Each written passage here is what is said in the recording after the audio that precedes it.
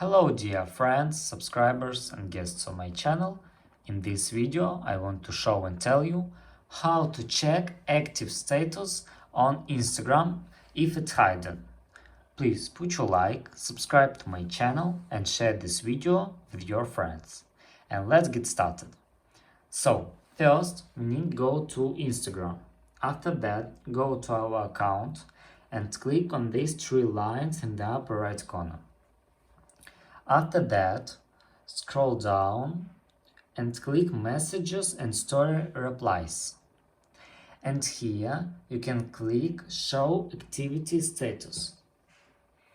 If you want your subscribers not to see when you are online, you must turn off this setting.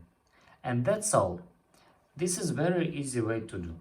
If you enjoyed this video and found it helpful, please put your like, subscribe to my channel and share this video with your friends. Bye bye everyone, see you later.